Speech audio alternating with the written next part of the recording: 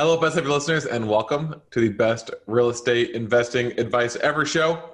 I'm Theo Hicks, and I'm back with Travis for the Actively Passive Investing Show. Travis, how are you doing today? Theo, doing great, man. Well, thanks for joining us again, and looking forward to our conversation. So today, as usual, we're going to be diving deeper into one of Travis's blog posts that he wrote that are geared towards passive investors who are ultimately wanting to become full-time active passive investors, hence the name of the show. And the blog post today is entitled Financial Freedom Doesn't Mean Stop Working.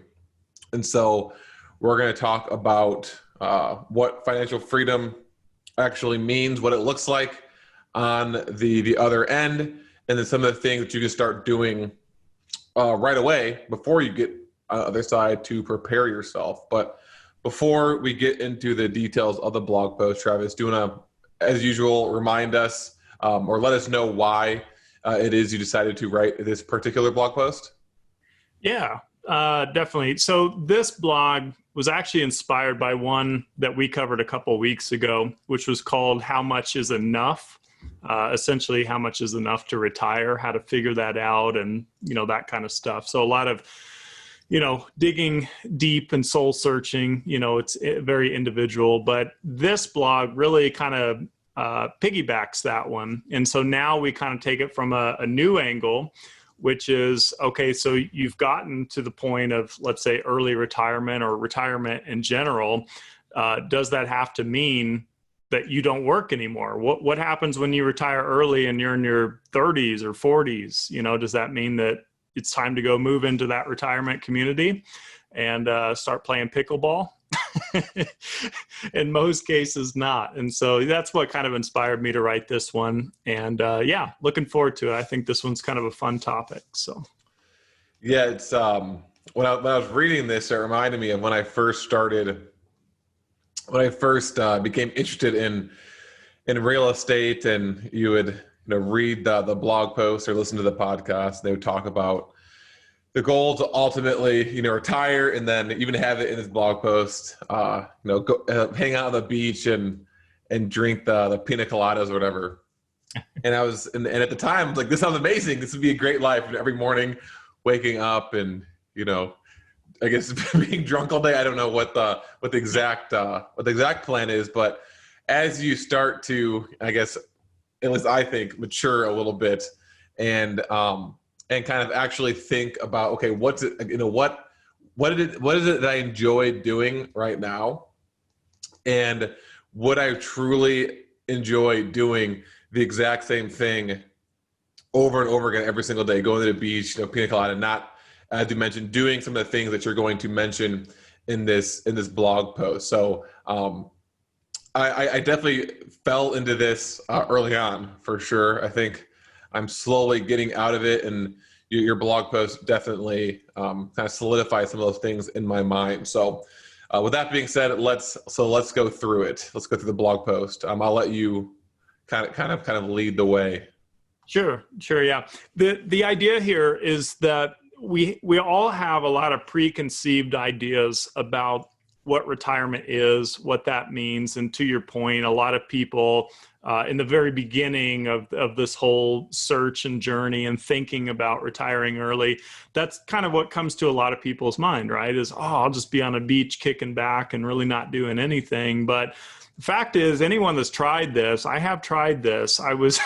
If you've gone out to like an all-inclusive resort, I remember being like in Cancun, and like by day 4 of pina coladas on the beach, I'm about ready to go home. I'm about ready to puke, quite frankly. So, maybe you could hold out a little longer than I did, but inevitably, I think that we all want to be contributing in some form or fashion. And so sometimes I think that gets disguised as work.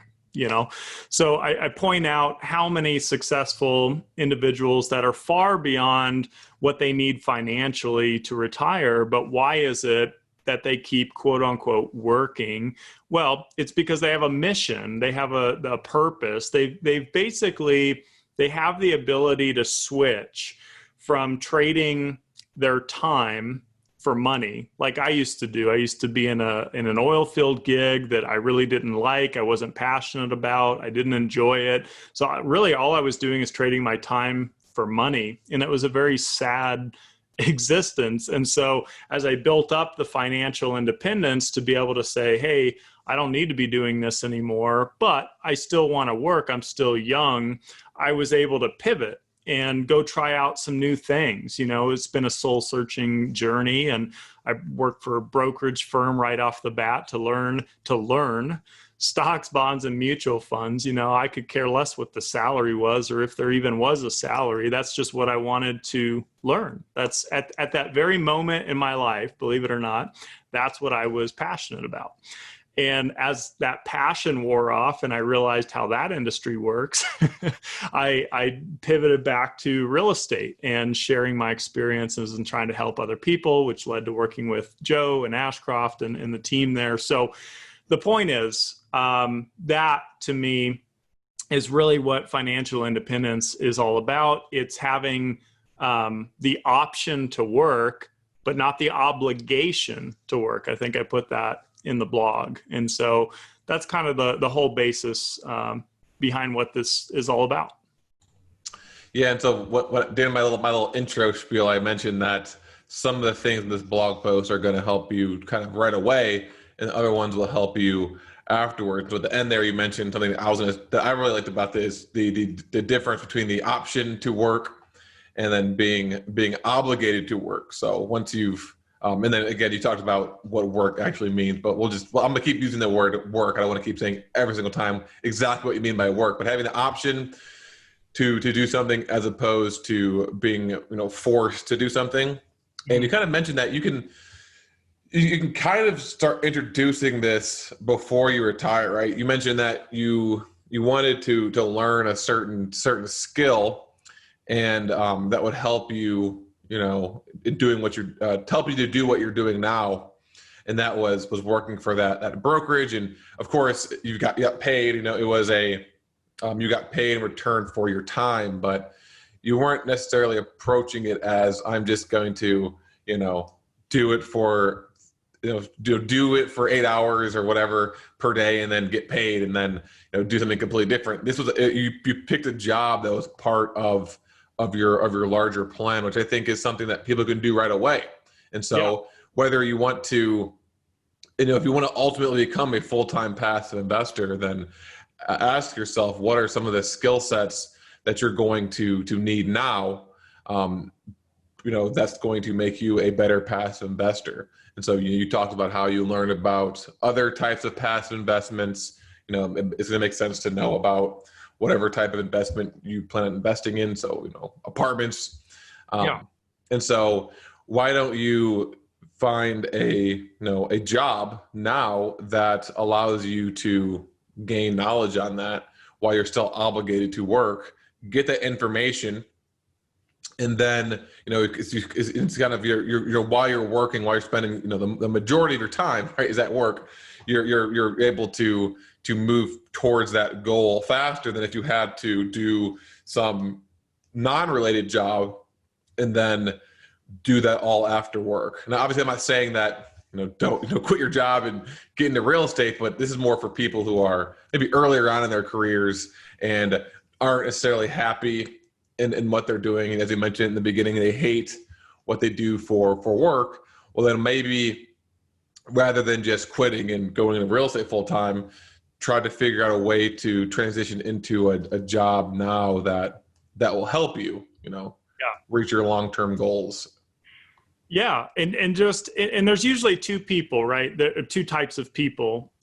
There's those that love their career and they're passionate about it. And then there's those that really despise what they do. I was in the latter part of that initially, and then, the passionate side later. But the point would be this, if nothing else, for either side of that, just get started. Again, to the whole theme of this blog about not having to quit work, it doesn't have to be so extreme, like I work a W-2 job today and tomorrow I quit and go full-time real estate. Mm-hmm. Just start. Just have a rental property, just REITs, on the stock market, you can get in with $10. I help my nephew. I don't know if we talked about this on the podcast, but he just, he's 18 and obviously, doesn't have a ton of money, but I opened a brokerage account for him for graduation, put a few $100 in there, and we went through finding some high yield dividend paying REITs and stocks and things like that. And I was helping paint the picture of passive investing, right? So he's already on the right road. He gets the concept, the philosophy, why this would be important. And he's got a starting entry point at 18 years old. All he's got to do is just, pour more money towards that, not a ton, but just some as he can here and there. And, while he's in his 30s, he'll have, quite a portfolio, built up. Hopefully he, sustains that and that becomes part of his whole thing. But in either case, I was on the phone the other day. I do these free Q&A calls with folks to network. And there was a lady, 19 years old, California. And she tells me 6 months ago, I just had this epiphany, just this mind-blowing thing that real estate is my calling, and she's getting all enthusiastic on the phone, and a beautiful call, is amazing. But she's like, I just want to start building passive income streams, as early and quickly as I can. And she's like saving all of her salary, and she's so dedicated to it. And I think that's the solution. So when we talk back to the preconceived ideas that I mentioned, let's take retirement, for example. So when the word retirement comes up, I think, and do this exercise, everybody listening. Just what comes to mind? Here's a retiree. Well, what is that? Most people think of someone in their 60s, maybe 70s, right? Kind of did the corporate world thing. Now they're living on their Social Security and their pension and whatnot. It's kind of our grandparents' idea of retirement, right? Got my gold watch and my pension and I'm off to the races, But the fact is, pensions, you're so fortunate in today's world to even have a pension. And even if you have a pension, doesn't mean it's going to be there in 10, 15 years. Most of them are going bankrupt or already bust today. It's a horrible thing that's happening. And in fact, I wanted to read this real quick before our call. I got on the Social Security Administration .gov, so that's SSA.gov. I was just reading this. This is right from the government. Just listen. I won't read this whole thing. It's kind of long, but I'll read this first, sentence or two. It says, the concepts of solvency, sustainability, and budget impact are common in discussions of Social Security, but they're not well understood. Currently, the Social Security Board of Trustees projects program costs to rise by 2035 so that taxes will be enough to pay for only 75% of scheduled benefits. They're telling you right there, your taxes are going up and we're going to pay you less in the entitlement. So I guess my point being, you got to rely on yourself at the end of the day. When I started doing research like this and understanding 401ks and retirement plans, Social Security, I just got so disgusted with the concept that I thought, I'm going to put things in my control and I'm going to take action sooner than later. And I'm not going to hope that one day I wake up, I'm 65 and that all this stuff is just here to bail me out. Because clearly all of these programs are failing and going bankrupt left and right, no matter what we're talking about. And so I switched my mentality. This is important. I don't think this is in the blog. Most people think of investing in terms of capital gains, in terms of equity, in terms of fix and flip a house, in terms of buy a stock at 10 and hope it goes to 15 and sell. That's how most people associate investing. But I flip that into passive income, cash flow, specifically living on cash flow and creating multiple income streams early in life to where you're actually putting yourself in the situation that statistically 60 and 70-year-olds are in retirement a whole lot sooner than that if you dedicate to this concept and philosophy. So, and that hence again, this blog and this topic, what happens when now you've done something like that and put in the work, and now you're in your late 30s or 40s or 50s, and you have sustainable income. You have more income passively than you have lifestyle expenses. What do you do? Mm-hmm. And I was pointing out, this isn't a blog, I was pointing out how many people in my network are financially independent, financially free, whatever you want to call it. They have the time freedom, but they continue doing projects. They're writing books, they're launching companies, they're launching charities. They're still being productive, and use the celebrity examples, like the Bill Gates, and his charity foundation. That guy works his butt off, but he's not doing it for money, right? It's a mission and a purpose. And I think that's the whole concept that, I'm passionate about helping people reach those levels so that they can do essentially their highest and best work. Mm-hmm. Yeah. So a few follow-ups on that. So we talked about your cousin, and that reminded me of, another maybe another preconceived notion that people might have about investing, passive investing, is that it's not this, it's not extravagant, right? I mean, you're giving him a brokerage account, and he's going to be, at his computer, doing things for whatever, like an hour a month. I'm not exactly sure how that works, but it's not this, super extravagant, epic music playing in the background. I guess technically you can do that, but so that's one thing too. It's just a consistent grind. It can be, you could do things that aren't involving, just your computer, like buying properties and things like that. But if you're doing that, like the extravagant parts are just once every once in a while. Most of it is just the constant grind, which of course most people listening to this know. And the other thing you said too that I wanted to also mention before we move on to the last part of this blog is, you said that a lot of people who are financially independent, and that you want to surround yourself with these types of people, talk to them on a consistent basis, so that one, you can absorb the knowledge that they have, how they were able to become financially independent, but also to get the understanding of what we're talking about today, that what retirement actually means isn't just doing nothing.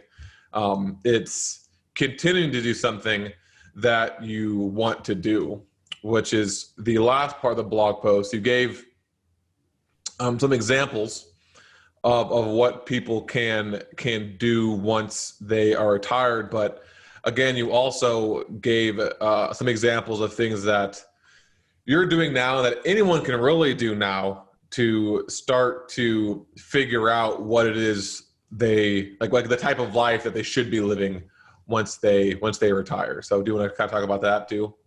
Sure. Yeah. So a lot of passive investors, I've come to learn, are just simply highly paid professionals doing whatever it is they do. And they're looking for a place to park capital that's not going to require their time. Think about being a dentist or a doctor and then taking 2 days off a week, Saturday, Sunday, and going and trying to fix and flip houses, or you can't even day trade stocks. It's the weekend, So a lot of this active stuff it doesn't make sense for certain types of people. So what I outline in the blog, and I'll read it here, just 3 common examples that I talk to these folks are in my network, and I have these calls weekly: a doctor and or medical professional, an attorney, and an engineer. So when a doctor, an attorney, or an engineer reaches financial independence, what they have is an option, right? An option to, and here's the 3 things I point out. An early retired doctor might set up a smaller practice, which operates without the pressure of optimizing profits and without dealing with the hassle of insurance companies, one of the biggest headaches in the industry, right? So just kind of more of a work-life balance and fulfillment from their work. Not being tied to the structure of what that industry is all about. An early retired attorney might refuse all cases that are based on questionable ethics. you have just an option to say, I'm not going to do this work. I'm not going to take on stuff like that, right? You can be a lot more picky and choosy with what you do. And then the engineer might continue working, for example. They might contract instead of be a W-2. They might go to part-time instead of full-time, or they might be compelled to create a new invention or new software with kind of their newly freed mind. So those are kind of just some things to think about, of what we're talking about. None of these folks in these examples stopped working despite their age, but they were able to move on to something that was more fulfilling and brought more joy into their life. Yeah. And then another example, more real estate related too, right? If you are someone who wants to transition from active and then kind of retire from that and become a passive investor, I've talked to a few people recently who, were full-time active real estate investors, and then they hired someone to oversee that company. And then, rather than, I'm sure they took some time off, but then once they were ready to get started again, and I think you either mentioned this in this blog post or you mentioned it when you were talking, they started some sort of consulting program or mastermind group where they teach other people to replicate kind of what they did. And so they'll spend an hour to a month on the business they used to work in 100 hours a week. And then they'll spend the rest of their time doing their mastermind group, and then the rest of the remaining time doing whatever it is they wanted to do. So that's just another example of someone who's a real estate investor transitioning into a passive investing, what they can do when they're not passively investing. And then the other thing that I really liked about this blog post that you mentioned, and the question you want to ask yourself to figure out what you should do once you retire is what you value. And you gave the example, and we talked about this in a past episode about stuff, and that if you value stuff too much, then you're gonna have a hard time reaching that number, right? Because you're gonna have this luxurious lifestyle that's going to cost you a lot of money to maintain, and you're going to need a higher passive income to cover that.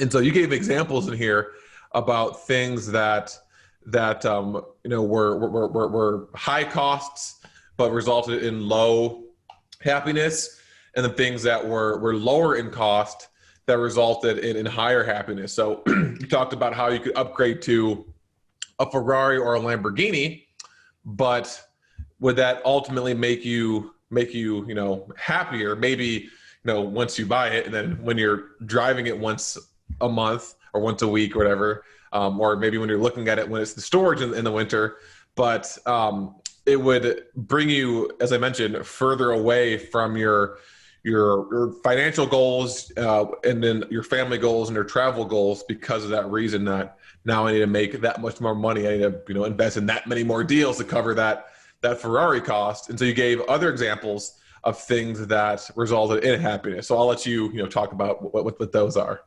When I was a kid, Theo, I remember obviously I think at least male child is into cars to an extent, right? Oh yeah. Hot wheel cars or just cars. I don't know. But I remember, when I first was learning about money and how much things cost, and I would see a Lamborghini or a Ferrari and then ask or research, how much those are, and to think, oh my gosh, that car is $200,000. I can't, that's not even in my world. That's not in my reality. That's insane. And then, as you progress through life and one day, you've got a couple $100,000 and now you're thinking, well, I could really buy that car. I could really buy that car, cash. And then you think, how dumb would that be? Because it's like, how much happiness would that give me versus what if I invested it and I got, $1,200 a month in cash flow? What could I do with $1,200 for the rest of my life? That kind of stuff. For most people, that's Social Security benefit right there, $1,200 a month or something crazy, and maybe less. We just read off the SSA.gov, maybe less. So Yeah. So, and a couple of things that I put in there that have added some tremendous value at a low cost, where my wife and I, we went and we backpacked Europe for our honeymoon. And I bought these shoes, like custom ordered shoes, like a forever sole, breathable, washable. They collapse down. You can like roll them up. You can almost put them in your pocket. They're amazing shoes. They were like $100.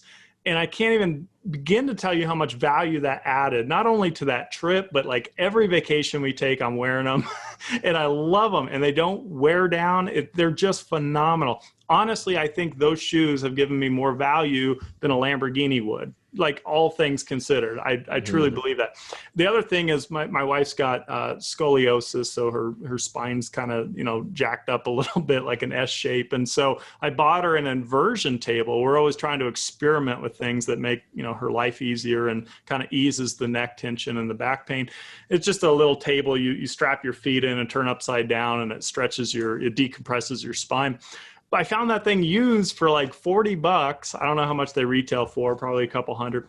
And I can't tell you, man, every time she gets on it, she's so happy. And it's like so fulfilling and like physically rewarding. And it's like $40, So this whole thing is about finding things that bring value and happiness into your life. And to our surprise, we used to be on the rat race thing. We used to, bigger, better homes, the fancy cars, my clothes are 3 months old, I need some new ones, just crazy stuff like that. But as we began to kind of educate and learn and really think how much value is being created out of all that, hardly any with the luxuries, hardly any. And what we really value is travel and vacations and spending time with family and like these little things, a nice pair of shoes that are comfortable. So that just to wrap it up, that's the whole point, I think, between this post and the last one that we discussed too.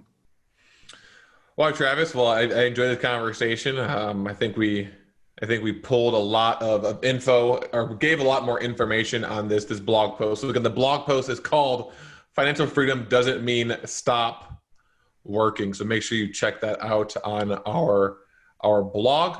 Travis, again, thank you for joining me. Best ever listeners, as always, thank you for listening. Have a best ever day, and we'll talk to you tomorrow. Thanks, Theo. Thanks, everyone.